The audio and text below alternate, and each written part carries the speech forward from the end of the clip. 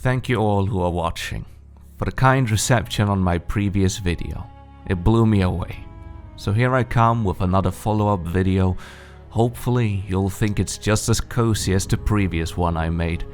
So sit back and relax once again and take a sip of your Zero Ultras. And here we go again. But first, a disclaimer. I'm a fresh cock. Still. I don't have access to a classic client. And I may say hyperbolic things when I derail. I'm also a dumbass. I've also had to reinstall World of Warcraft because I need more footage, but don't tell anyone.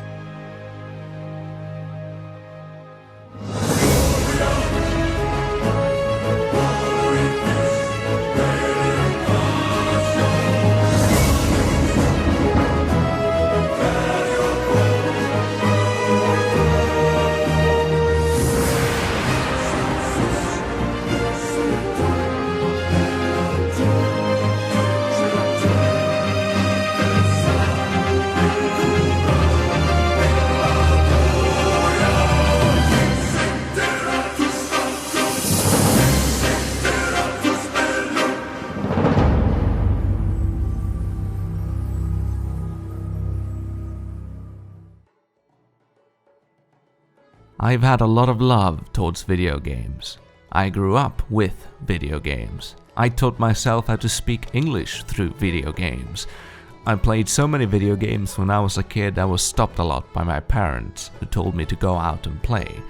So I did, for a few minutes before I came running back in and playing all the crappy PC and PlayStation 1 games, or run over to my neighbor friend to play GoldenEye or Super Mario 64 on his N64. Or off to another friend and play Halo on his Xbox. Okay, I have to do this.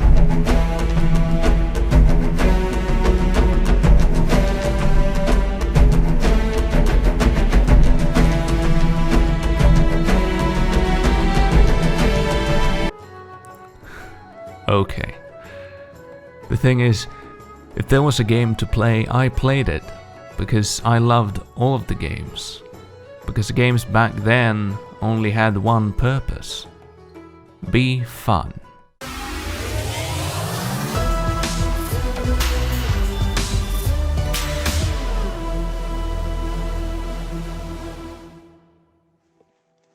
The game is fun.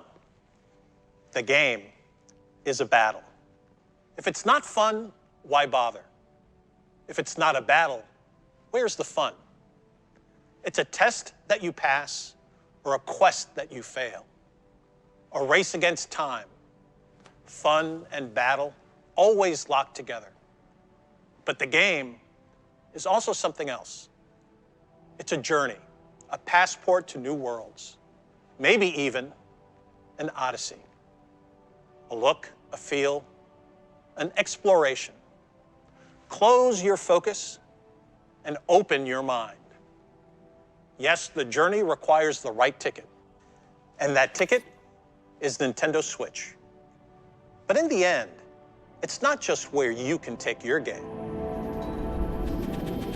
It's where your game can take you. So let's go. It was around the time I got my PlayStation 2 that I realized the potential and power games as a whole was and could be. GTA Vice City, Tekken, Hitman, Need for Speed, Prince of Persia, Tony Hawk's Pro Skater 4, Jak and Daxter, Ratchet and Clank, GTA San Andreas. All of these games blew me away, and no doubt technical achievements for the time. And then I was exposed to something that resonated so strongly with me. A series that took not just me, not just gamers, but almost the whole world by storm.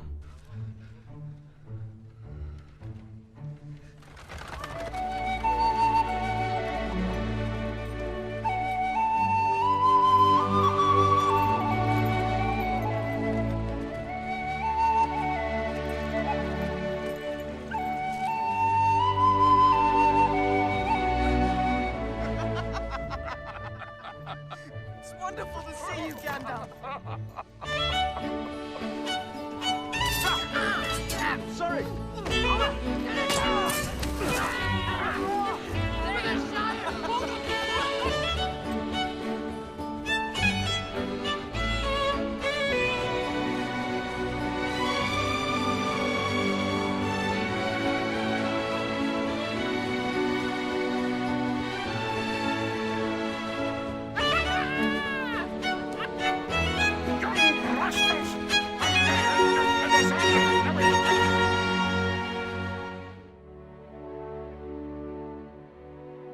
My friends.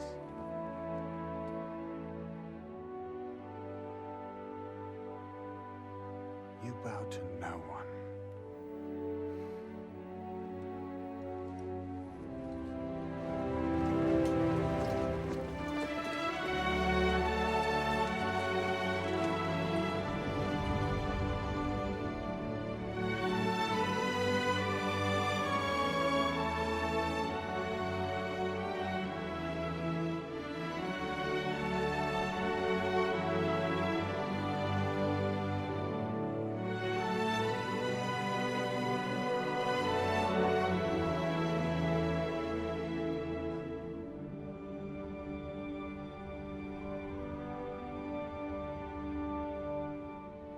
So, that was it.